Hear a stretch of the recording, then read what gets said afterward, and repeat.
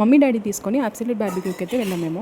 మా డాడీకి స్వీట్స్ అంటే చాలా ఇష్టం అనే బదులు ప్రాణం అనొచ్చు. ఎందుకంటే నార్మల్గా మనం 2 స్వీట్స్ తింటేనే సెకండ్ స్వీట్ ఇట్లా లాస్ట్కి అయ్యేటప్పటికి అబ్బా అనిపిస్తుంది. కానీ మా డాడీకి అయితే ఆ స్వీట్ ఇంకా మనం లైన్గా ఇస్తూ ఉంటే తింటూ ఉంటారు, అంత ఇష్టం మా డాడీకి.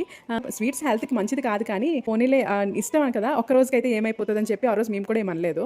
మా డాడీకి అంత రెస్టారెంట్ ఇలాంటివి నచ్చవు. ఆ డబ్బులకి మనం ఇంకో ఐటమ్స్ తినొచ్చు ఇంటి దగ్గర, ఇంకా టేస్టీగా హెల్తీగా అని చెప్పేసి అంటారు. కానీ అప్పుడప్పుడు ఇలాంటి ఫ్యామిలీ టైం కూడా ఉండాలి కదా అని చెప్పి మేమే బలవంతంగా తీసుకెళ్ళాము. మమ్మీకి నాకు కూడా ఇంకా కుకింగ్ బాధ లేదు కాబట్టి ప్రశాంతంగా నచ్చిన ఐటమ్ తిన్నాం మేము. మా మమ్మీ వీక్లీ టూ డేస్ తింటారు, ట్యూస్డే అండ్ వెన్స్డే. నాకైతే ప్రాబ్లం లేదు, సాటర్డే అండ్ మండే తప్ప మిగతా అన్ని డేస్ నేను మంచిగానే తింటాను.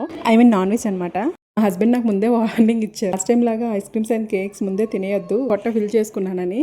అందుకే నేను ఇంకా సూప్స్ అండ్ స్టార్టర్స్తోనే స్టార్ట్ చేశాను. ఒక ఐటమ్ కూడా ఫుల్గా తినలేదు, కానీ లేదు అన్ని కొంచెంగా అన్ని ఐటమ్స్ టేస్ట్ చూశాను. మా బాబుకి బేబీ చైర్లో కూర్చోబెట్టుకుని పపియా వాటర్ మిలన్ స్లైసెస్ ఇస్తే వాడు పడేస్తూ తింటూ ఏదో తిన్నాడు మంచిగానే. ఆడు మాకు ఇచ్చిన టైమే కొంచెం, ఆ టైంలో మేము నార్మల్గా అయితే వాడు మాకు అంత టైం ఇవ్వడు. బోర్ కొడితే వాళ్ళ తాతయ్య రౌండ్స్ తిప్పేవారు. నా ఫేవరెట్ పానీపూరి కూడా ట్రై చేశా, కానీ ఎందుకో బనానా ఫ్లేవర్ వచ్చింది. అసలు నాకు తినాలనిపించింది, మేబీ బనానా ప్యూరీ కూడా వేసారా ఏమో అన్నట్టు అనిపించింది.